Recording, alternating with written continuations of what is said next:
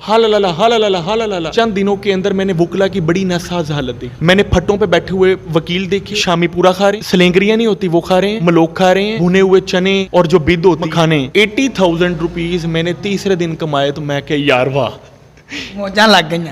मोजा लागी। वो जो पहली फीस थी उसने गुड्डी चढ़ाई हमारी। ये पहले दिन केस भी कोई नहीं, भागते जा रहे हैं, दौड़ते जा रहे हैं, भूखे, बड़ा परेशान हुआ। हमें पता भी होता था ना कि इस प्रॉपर्टी के अंदर नुकसान होना है क्लाइंट को, फिर भी हम चाड़ देते थे उसको। आप अंदाजा करें, वो बच्चा जो पहले बाहर जाना चाहता था, फिर इंजीनियर बनना चाहता था, वो फिर डॉक्टर बनना चाहता था, फिर आर्मी में जाना चाहता था, पुलिस वाला भी बनना चाहता था, वो छोड़ के महबूब की गली हमें साइकोलॉजी में मिली और एंड पर हम वकील बन गए। और वकील बनने के बाद मैं प्रॉपर्टी की फील्ड में चला गया। वो कहानी भी ज़रा मुख्तसर करके हमें सुना दें कि जब आप वकालत के शोबे में आ ही गए थे तब आपने क्या सोचा कि यार अब मैंने करना क्या, प्रैक्टिस ऐसे शुरू की और फिर आपने ऐसी वीडियोस और इस तरह के कारनामे कैसे सर अंजाम दिए? मजे वाली बात ये बताता हूँ, जैसे ही मैं वकील बना तो मैं सबसे पहले प्रॉपर्टी की फील्ड में गया। आप अंदाजा करें, वो बच्चा जो पहले बाहर जाना चाहता था, फिर इंजीनियर बनना चाहता था, वो फिर डॉक्टर बनना चाहता था, फिर आर्मी में जाना चाहता था, पुलिस वाला भी बनना चाहता था, वो छोड़ के सब कुछ छोड़ छाड़ के महबूब की गली हमें साइकोलॉजी में मिली और एंड पर हम वकील बन गए। और वकील बनने के बाद मैं प्रॉपर्टी की फील्ड में चला गया। आप अंदाजा करें, वो बच्चा जो पहले बाहर जाना चाहता था, फिर इंजीनियर बनना चाहता था, वो फिर डॉक्टर बनना चाहता था, फिर आर्मी में जाना चाहता था, पुलिस वाला भी बनना चाहता था, वो छोड़ के सब कुछ छोड़ छाड़ के महबूब की गली हमें साइकोलॉजी में मिली और एंड पर हम वकील बन गए। और वकील बनने के बाद मैं प्रॉपर्टी की फील्ड में चला गया। क्यों? एजुकेशनल इंस्टीट्यूशन चलने शुरू हो गए। मैंने सोचा कि अब मैं वकील हूं तो मैं शायद प्रॉपर्टी की फील्ड में जाऊं, तो मैं एक रियल्टर बनूंगा। अच्छा, रियल स्टेट की फील्ड में जाऊं। मामला यह है कि रियल स्टेट की फील्ड में जाने के बाद मुझे पता लगा कि यहां पर करप्शन बढ़ी है। हमें पता भी होता था ना कि इस प्रॉपर्टी के अंदर नुकसान होना है क्लाइंट को, फिर भी हम चाड़ देते थे उसको कि भाईजान है प्रॉपर्टी बड़ी हाल है, बाद में जो मर्जी हो वो बात की बात थी। तो मेरा ना पहले 1.5-2 महीनों में दिल उकता आ गया प्रॉपर्टी की फील्ड से। आबद भाई, मैं कोर्ट में आ गया। पहले दिन मैंने अपने भाई के साथ कोर्ट के लवाजमात देखे। राइट, वैसे तो मैं एक्सरसाइज करने का बड़ा शौकीन था, कोई पटा चसा भी सी, लेकिन मामला ये था कि मैं जब कोर्ट में आया तो मुझे पता लगा कि असल एक्सरसाइज ये है। LDA है तो उसकी 6 मंजिला इमारत है, कोऑपरेटिव है उसकी 5 मंजिला इमारत है, हाई कोर्ट है तो उसकी इमारतें हैं। यानी अगर 10 से 15 अदालतों में जाना है ना तो मत वज जाती थी। राइट, अब पहले दिन केस भी कोई नहीं, भागते जा रहे हैं, दौड़ते जा रहे हैं, भूखे, बड़ा परेशान हुआ। मैं जैसे कोर्ट से बाहर निकला, मैंने कहा मैं नहीं वकालत करनी, हकीकत है। दूसरे दिन ना चाहते हुए चला गया। क्यों? क्योंकि प्रॉपर्टी की फील्ड में वैसे ही मैं बेजार हो चुका था और सोचा कोई ना कोई प्रोफेशनल फील्ड तो करनी ही पड़नी है, सुबह टाइम कोई ना कोई तो काम करना पड़ना है। दूसरे दिन बहुत बेजार हुआ। मैंने इवन कि अपने 1-2 दोस्तों को ये भी कहा कि यार मैं ना सर्वाइव नहीं कर सकता इस फील्ड में।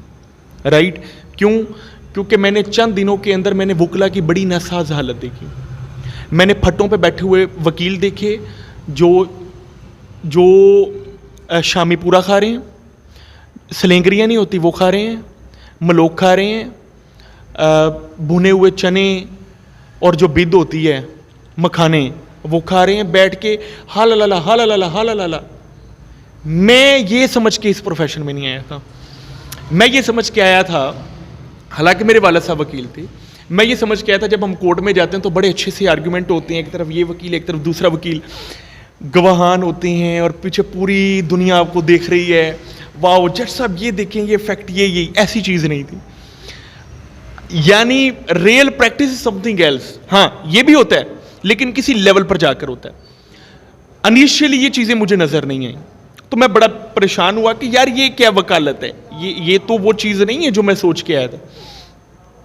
बाय द वे, सबसे बड़ा रवैया, तीसरे दिन मुझे मेरे एक दोस्त ने कॉल की, मतीन भाई ये फलाना मामला हो गया, क्या होगा? मैं क्या हल होगा, क्या करना है, आ जाएं, कोर्ट में बुला लिया। क्या फीस है? 80,000 रुपये। तीसरे दिन आप अंदाजा करें कि उसने मौके पे मुझे 40,000 कैश पकड़ाया, कहता मैं सोच के आया था फीस कम होगी, 40,000 में आपको घर जाके जैस कैश कर देता हूँ। मैंने उसका केस पकड़ा, वो कोई स्टे मैटर था।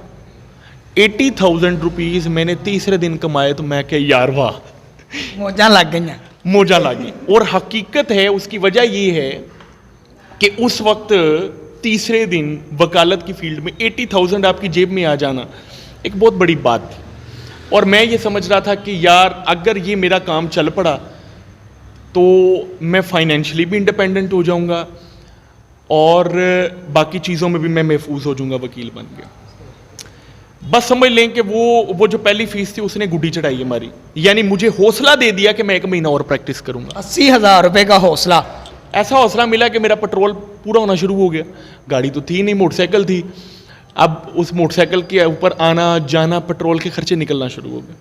उस 80,000 ने मुझे बूस्ट दे दिया कि यार मैं स्टे कर सकता हूं। अन्नेवा पैसा। अब पूरा महीना फिर कोई केस नहीं आया। 80,000 से गेम चलती रही। यानी 80,000 बहुत बिग चीज़ नहीं थी। मैं कुछ हद तक फाइनेंशियली इंडिपेंडेंट इसलिए भी हो गया था, मेरे एजुकेशनल इंस्टीट्यूशन चलना शुरू हो गए, लेकिन उसमें इतनी कमाई नहीं है। आहिस्ता आहिस्ता आहिस्ता करके मुझे अंदाज़ा हुआ कि कौन सी चीज़ में ज़्यादा स्कोप है। तो मुझे पता लगा कि सबसे ज़्यादा जो एट्रोसिटीज़ हैं वो पुलिस डिपार्टमेंट की हैं। तो मैंने देखा, मैंने बगौर मुशाहिदा किया, तो मुझे अंदाज़ा होना शुरू हुआ कि सबसे ज़्यादा जो एट्रोसिटीज़ हैं और क्रुएलिटीज़ हैं वो पुलिस डिपार्टमेंट की हैं। बस उस पर वर्किंग करना शुरू कर दी। मुझ में और बाकी वकला में फ़र्क ये था कि मैं जो करता था वो मैं दिखाता था। हालांकि सारे वकील अच्छे हैं, सारे वकील बहादुर हैं, सारे वकील काम करते हैं, लेकिन फ़र्क ये था कि जो मैं करता था वो मैंने दिखाना शुरू कर दिया अवाम। अवाम को पहली मरतबा पता लगा कि प्रैक्टिकली वकील क्या कर रहे हैं। यानी बहुत से ऐसे वकला थे जो बताते थे कि ये कानून है, ये कानून है, ये कानून है। हमने उसको इंप्लीमेंटेड फॉर्म में बताया। बैलेफ पॉइंट होता था 491 का, हम बैलेफ को लेकर थाने में जाकर दिखाते थे, ये बैलेफ पॉइंट हुआ, ये देखें ये कार्रवाई हो रही है। राइट। पुलिस वालों को हम कहते थे कि ये बात है, और जो बात हम वैसे लोगों को बताते थे वो हम उनको फेस टू फेस बताते थे और लोगों को दिखाते थे हमने ये बात की है। राइट। मेरे ऊपर आज तक कोई एक भी पर्चा नहीं है, आप अंदाज़ा करें। हालांकि मैं कितने कन्फ्लिक्ट्स के अंदर हूं और एक अरसा हो गया इस पूरी फील्ड के अंदर, मेरे ऊपर एक भी पर्चा नहीं है। कोई लूप होल ही नहीं है पुलिस के पास। किस बुनियाद पे पर्चा करें? फिजिकल होना नहीं, परेशानी किसी को है नहीं, किसी के साथ बेईमानी नहीं करनी, किसी के साथ झूठ फरेब डकैती इस तरह के मामलात नहीं करने, कब्जा माफिया वाला काम करना नहीं, कोई ऐसा काम करना ही नहीं कि कोई हमारे खिलाफ एप्लीकेशन दी कि यार हमने गलत कर दिया।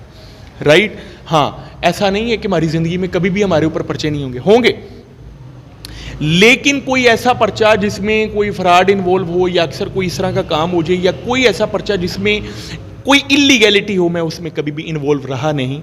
इसलिए पूरे पंजाब पुलिस के अंदर, ख़ुसूसी तौर पर लाहौर में जितने भी थाने हैं, सब एक बशिंदे से कहीं ना कहीं कतराते हैं और वो बशिंदा मैं हूँ। राइट। लेकिन मेरा कुछ कर नहीं पा रहे।